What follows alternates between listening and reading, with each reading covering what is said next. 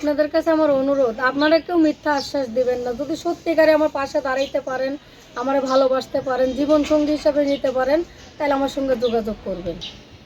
ভাই যদি কোনো 60-70 বছরের লোকও হয়, তাও আমি তার হাতে গোতরে তেল মেখে যাবো, তার চান্দিতে তেল মেখে যাবো।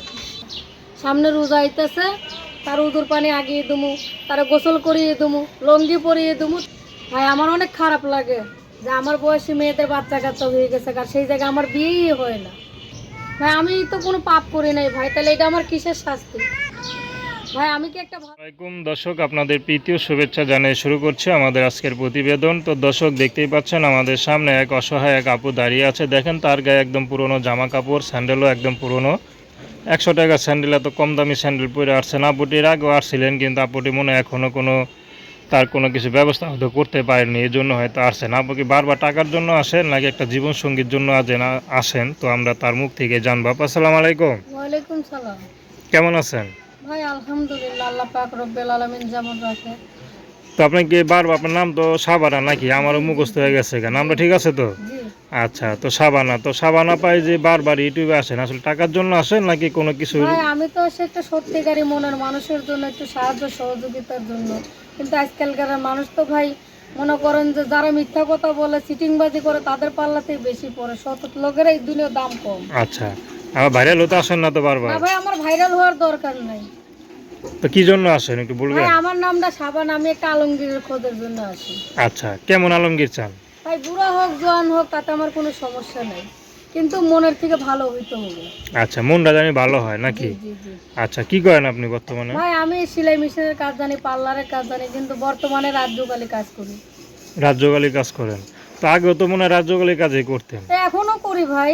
তো অন্য কোনো কাজ পান না? রাজ্যকালী অন্য কাজ। কোনো কাজ ভাই, আমি তো প্রতিবেদন আইছিলাম যে যদি কোনো ভালো মনের মানুষ পাই, সে বুড়া হোক জোয়ান হোক, তার বউ থাক আর না থাক, যে মনে করেন যে আমারও যদি একটা সেলাই মেশিন কিনে দেয়, কি একটা পার্লারের ব্যবস্থা করে দেয়, তাহলে বুড়াকালে আমি তার আবার মনে করেন যে টাইনে খেয়েছে বুড়ো, তার সময় পার করে দিই।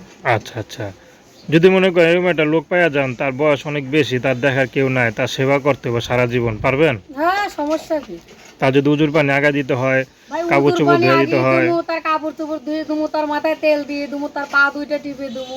আচ্ছা, তো আপনি কি আগে বিয়ে, আগে পরে বিয়ে শাদী হয়েছিল না না ভাই হয়নি? অনেকে অনেক আশা ভরসা দিছিল, কিন্তু কাজের বেলায় কেউই নেই।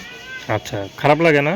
অনেক খারাপ লাগে ভাই, বিয়ের বয়সও হয়েছে, আমার তো মনে হয় বিয়ে। সবাইতে ভাই একটা শখ আহ্লাদ আছে। তা তো অবশ্যই। আসলে যে সিটটা গেল গায়ে, একে একাই আসছিলেন? আর কোয়েন না ভাই, আছে একটা সিরা কম্বল, ওইটাই জড়িয়ে ধরে ঘুমিয়েছিলাম।